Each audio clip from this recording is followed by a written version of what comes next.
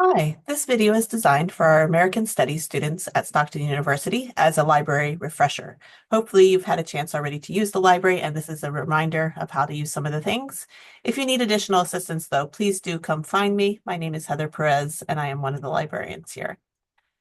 To meet with a librarian, here from the library's homepage, library.stockton.edu, you can click on the button right here and you can schedule an appointment with one of us if you would like to talk through your research proposal more. Here on the library homepage, also, you can look up citation tools, how to find the different citation strategies that you might need, APA, MLA, Chicago, whatever you might be using for your assignment. You can also find a section on how to cite using AI, if you might be using something with AI, as well as how to cite archival sources and primary sources. From the library homepage, you can also use our flash find to start your searching. We'll go back to that in just a second, though. Let's take a look at the subject guide for American Studies and some of the resources that are available there. By choosing American Studies, we can see some of the things that have been purchased specifically for our American Studies program here. You can see some of our most recent ebooks, as well as some of our information about how to locate journal articles, what reference sources might be appropriate, as well as some ideas for how to search for archival materials. We're going to look at that in a second too. Over here on the left-hand side, you can see other resources that might be of use, including some of our government documents resources, links to search for things by the federal and state government, information about other libraries and archives in the area and how they may be able to help you with your research, as well as information about conferences and funding, research opportunities, and the like. You can also see a list of digital primary sources. So these are sources that we have curated based around some of the topics that might be of interest to our American Studies students. And these are usually third-party sources, mostly free, that are out there on the internet that have collections of primary source materials.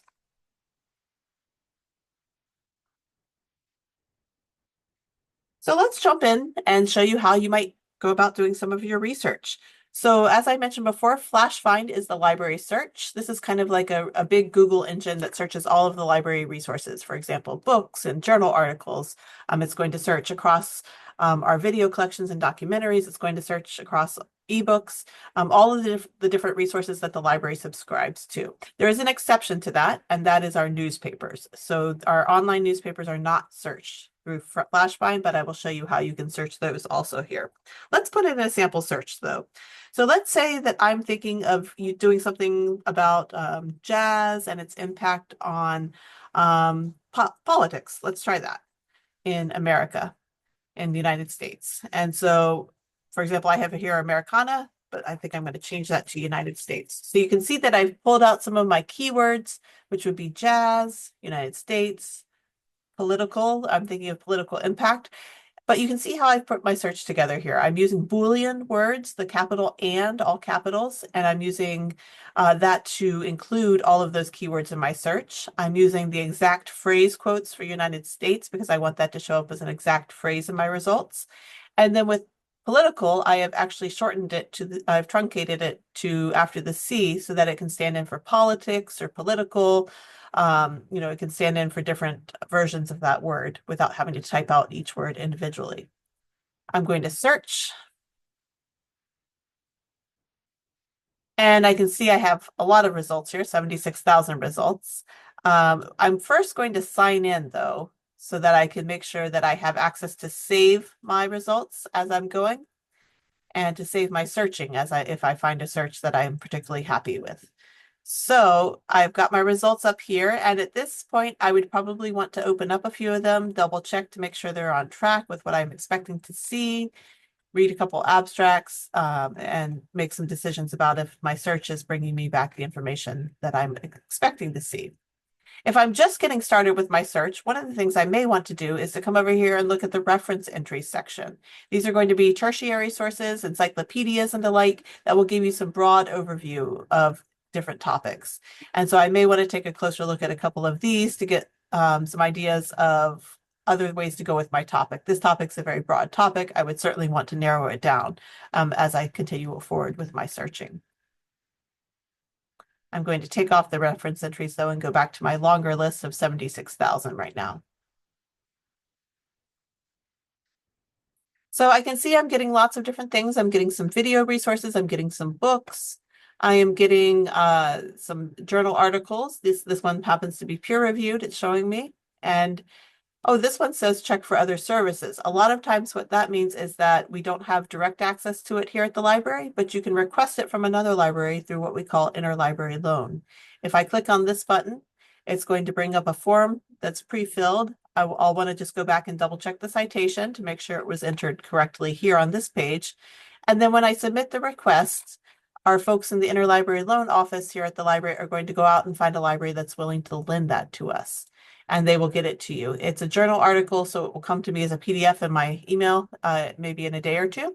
If it's a book, it might take a little bit longer if we have to borrow it from another library and get the physical book to come to us. But interlibrary loan is a great way for us to provide resources to you of things that maybe we aren't as specialized in here in our library, and we can get you those resources from other libraries. So as I mentioned, we've got all of these journal articles, things like that, that I can take a look at, open them up, look at some of the books and things. At this point, I might want to start to narrow down my topic though, either by adding in additional keywords, like I mentioned up here, after I've, narrowed down my topic, or I can also use the filters on the left-hand side to help me narrow down some too. So for example, maybe I just want to use peer-reviewed articles for this assignment. So I would want to select that, and I can narrow it down that way.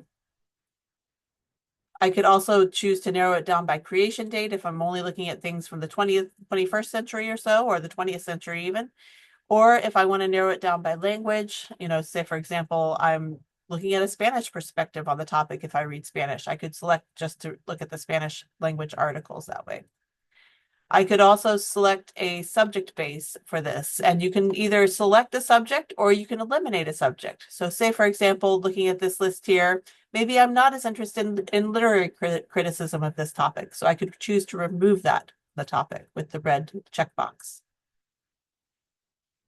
Or say, for example, I'm just interested in the musical perspective on this. Maybe I want to focus in on music publications, music journals for this topic. And so I could select things that have to do just with music. And so you can see, as I've narrowed it down a little bit with some of my filters, I've gone from 76,000 down to about 4,800. And so, again, along the way, I'm going to double check and make sure that I haven't eliminated things that I'm particularly interested in, to make sure that what I'm really finding is in line with what I expect to find for the topic that I'm working on.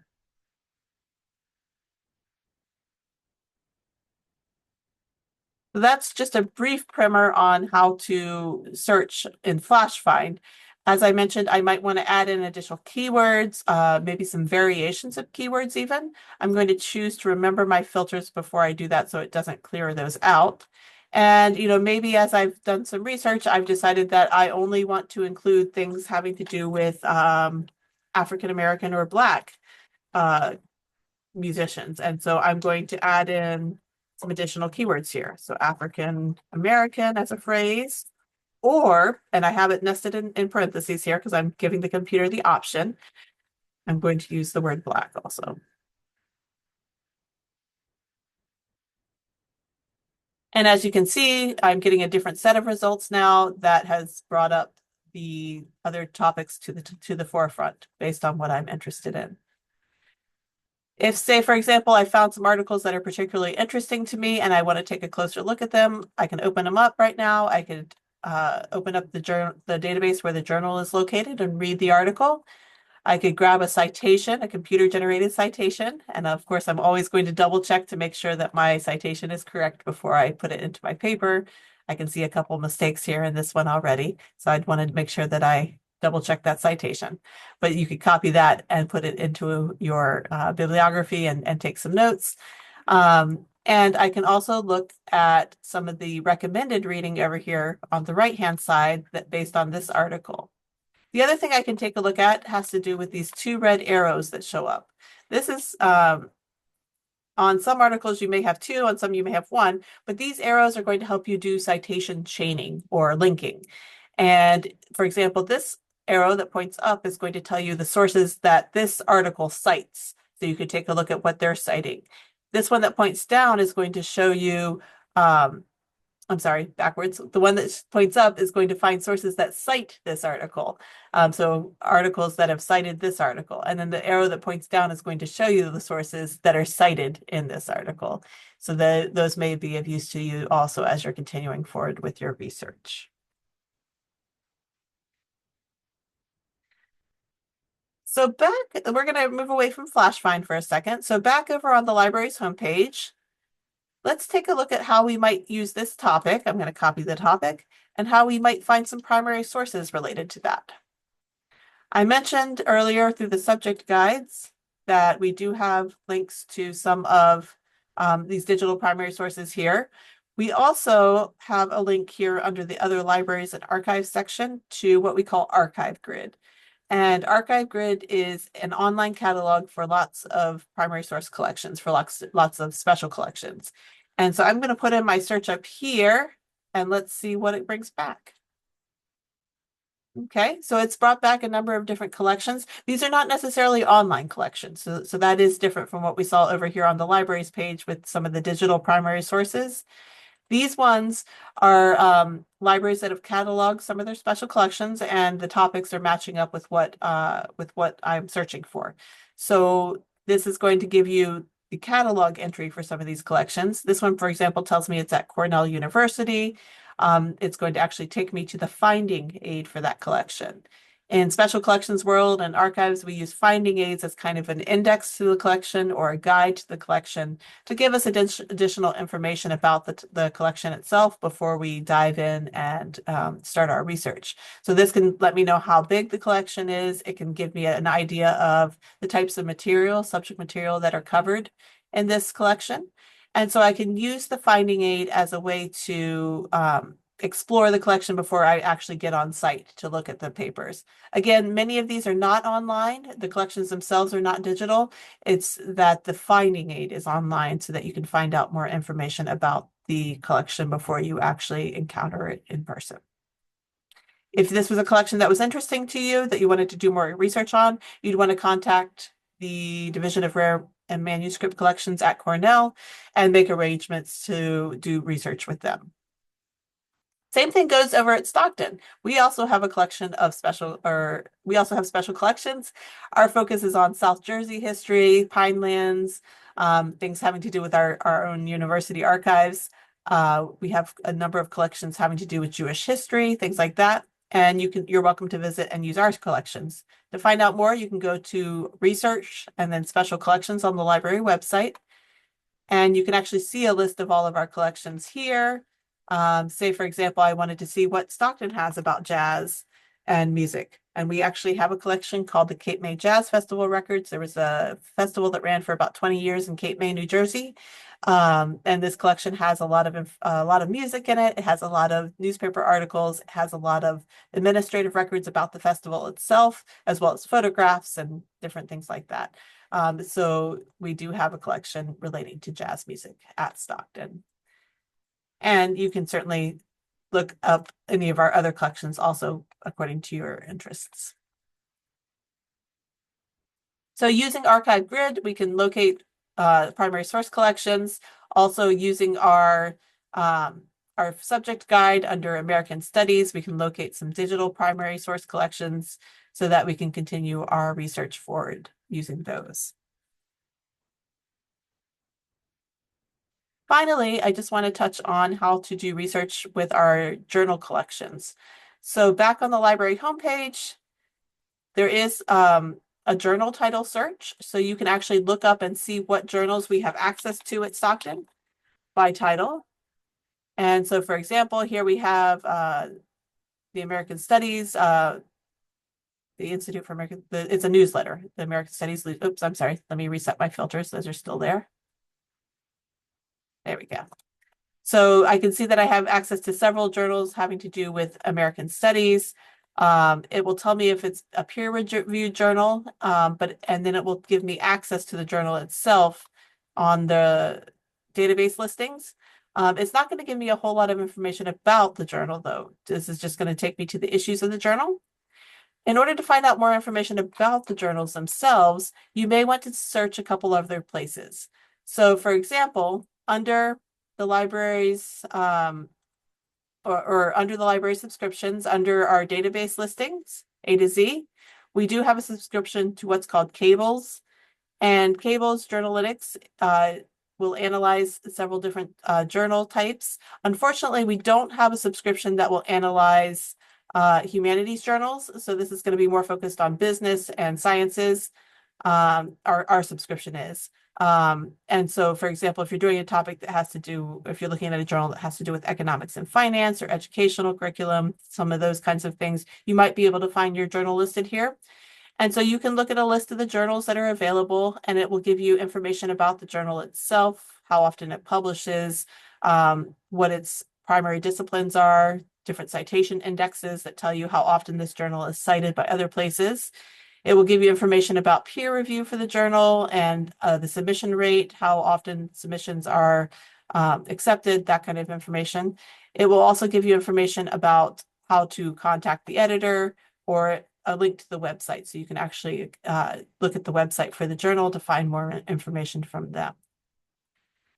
You can also see the alt metrics here. This has to do with how many articles are cited and how often. And so Journalytics will give you that kind of information. So this is Cables. This one is only available through the library's database listing. It's a database that we pay for. Other ones, though, are open source and open for exploration. One is called Scamago.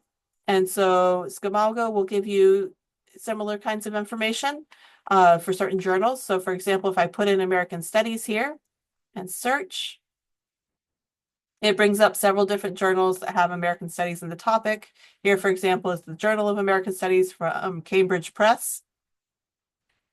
And it will give me similar kinds of information to what we were looking at over at Cables. The difference would be that this index is free, and also that it has additional journals that are not covered in that we don't have covered in Cables.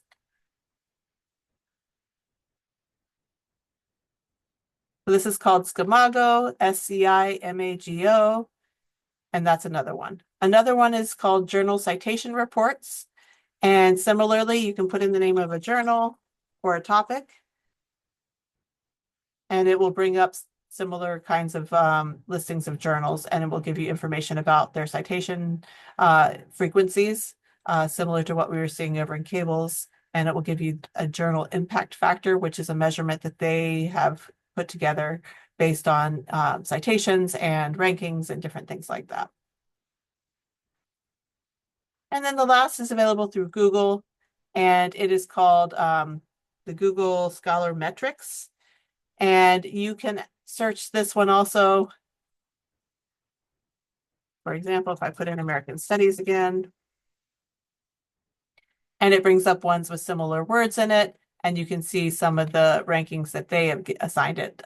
Google Scholar Metrics uses what they call the H index also, and it has to do with how often articles in the last 5 years are cited. So those are several different sources that you can use to investigate journals themselves, to decide, to learn about their publication, and to learn about how they handle articles and how often articles are cited. One last thing I wanted to show is back on Flash Find, I mentioned our newspaper collection. So the library does have a subscription to the New York Times, and you can search the New York Times all the way back to 1851. So over here under the A to Z database list, we're going to go to the New York Times under N. And you can set up an account with the New York Times. You would log in with your go.stockton.edu and create an account. And then once it's created, you just log in again. You can actually download the app to your devices and read the newspaper just like you would want to regularly. But you can also search. So right here, if we search and I'm going to put in jazz and politics here. This search is a full text search, so it's not quite as forgiving as some of the other ones. So you can't put quite as many keywords in, but you can still find some things. And you can see it brought up 11,000 results quite a large range of information. It's searching since 1851, but for example, if I wanted to search a specific date, I could put in something that was more specific to my topic or to my date range that would give me additional information. So for example, if I just wanted to look for articles from the early part of the 20th century, I could do that and see what it might bring up.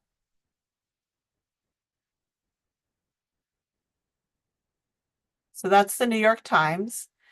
And then back in Flash Find, say for example, I've looked at my peer-reviewed articles and things, and say I'm just interested in looking at newspapers now.